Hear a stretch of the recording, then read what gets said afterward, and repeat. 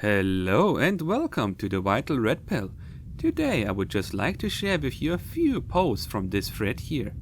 The question was, what lies and myths were you taught in school? Do we really learn anything in these pseudo-prisons? Was every teacher a moron, or worse, an NPC? One Alan asked if schools are intentionally lying, or if they do it all to just have some type of accomplishment to their name. To which this Anon replied, "It's authority.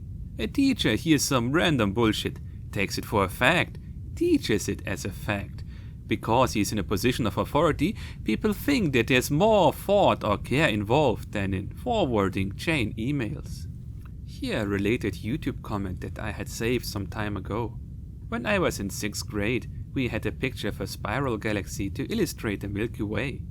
Everyone, including the teacher, laughed at me when I told them that in fact this was not the Milky Way, because the Milky Way is light years in every direction and we can't go outside to take pictures. They all replied by saying that we have science and rockets and probes that can do that. So I just sat there looking like an idiot. Another related story here. I had a science teacher in the early 90s that said that they put satellites in an anti-gravity chamber to test them. I pointed out that there was no such thing and was laughed at by the class and ridiculed by the teacher. No internet back then to prove them wrong. Then a British Anon shares his story. "Yeah, school is terrible. True story here. I used to absolutely love school up until I was 8 years old. I was one of the smartest in my school and always got top marks in everything. My parents used to buy me books with math and English problems so I could do them in the evenings, and they would even make up more homework for me to do, etc. Then in one English lesson, my favorite teacher had spelled a word wrong on the chalkboard. I raised my hand and said, "Excuse me, Mrs. Cobb, you spelled this word wrong." No word of a lie. Her response was to say, "Aw, sad, that's sad." And then she said to the class, "Everyone say, 'aw, sad,'" and they all did. After making the whole class efficiently point and laugh at me, she didn't even bother to fix the spelling on the board. As an 8-year-old, this one thing completely shattered my worldview on school, and I ended up crying about it later in the day.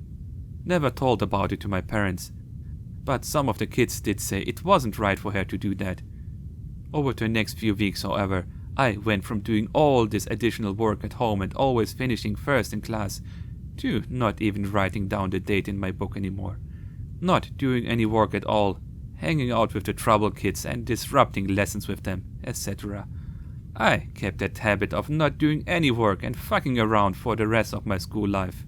And by age 13, I wasn't even bothering to bring her back into school anymore, because I just wasn't doing anything anyway.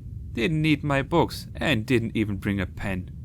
It took me until years later to realize that my once favorite teacher had made me so bitter about what she did in that classroom when I was 8 years old that I spent the rest of my school years basically protesting it. She will never know how much that one thing changed my mindset at such a young age. It's sad to think this probably happens to hundreds of thousands of kids somewhere in the world every single day. I am sure most of us have similar stories that they could share below in the comments. School doesn't have to be like this. Schools could be a place where students learn more about themselves and the world. To leave you on a positive note, I would like to recommend you these 3 documentaries by John Taylor Gatto. Gatto? A short angry history of modern schooling. What does it mean to be truly educated?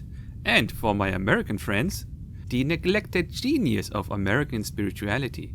That one was really an eye-opening moment for me, as he clearly explained why the American people are as they are now. Because they really managed to flee from top-down authority and establish bottom-up authority in many places in many areas.